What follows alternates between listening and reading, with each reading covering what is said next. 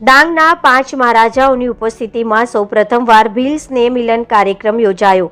ડાંગની ભીલ મહાસત્તાની ઝાંખી કરાવતા રાજાઓના સેજાસ તેમજ ખૂંટીના પાટીલ અને કારભારીશ્રીઓએ એમ તો ઘણા સમાજના સ્નેહ મિલન કાર્યક્રમ યોજાતા હોય છે, પરંતુ આ કાર્યક્રમ એક એવો સ્નેહ મિલન કાર્યક્રમ યોજાયો કે જેમાં ભીલ સમાજના 311 ગામના પાટીલ કારભારી તેમજ ભીલ સમાજના આગેવાનો તેમજ ડાંગની મહિલા વીરાંગનાઓ હાજર રહી હતી।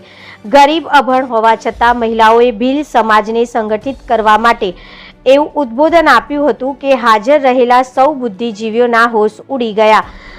તેમણે જણાવ્યું હતું કે ડાંગના રાજાશ્રીઓ આજે ભીલ સમાજને જાગૃત કરવા તેમજ સંગઠિત કરવા માટે ગામે ગામ ફરે છે, લોકોની સમસ્યાને સાંભળે છે અને સમસ્યાઓનો ઉકેલ લાવે છે, કેમ કે આજે ભલે દેશમાં લોકશાહી હોય પરંતુ અમારા માટે કાલે પણ રાજા હતા અને આજે પણ રાજા છે તેવું જણાવ્યું હતું।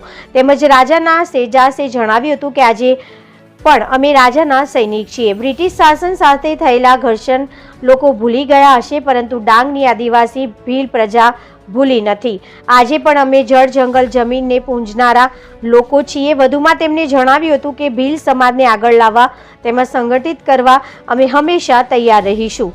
ભીલ સમાજને આર્થિક, સામાજિક અને શૈક્ષણિક ક્ષેત્રે આગળ લાવવા માટે બધાએ પ્રયત્ન કરવા પડશે। આજે સમાજ ધાર્મિક રીતે, રાજકીય રીતે વેરવિખેર થયેલ છે, તેને એકત્રિત કરવા માટે ડાંગ જિલ્લાના તમામ આદિવાસી ભાઈ બહેનોને આગળ આવવું પડશે। આ ભીલ સ્નેહ મિલન કાર્યક્રમમાં 5 રાજવીઓ જેમાં વાસુણોના રાજા ધનરાજસિંહ ચંદ્રસિંહ સૂર્યવંશી, ઘાડવીના રાજા કિરણસિંહ યશવંતરાવ પવાર, દહેરના રાજા તપ્તરાવ આનંદરાવ પવાર, લીંગાના રાજા છત્રસિંહ ભવરસિંહ સૂર્યવંશી, પિંપરીના રાજા ત્રિકમરાવ રાવ સાહેબ પવાર, ખૂંટીના પાટીલ કારભારી તેમજ મોટી સંખ્યામાં ભીલ સમાજ જોવા મળ્યો હતો।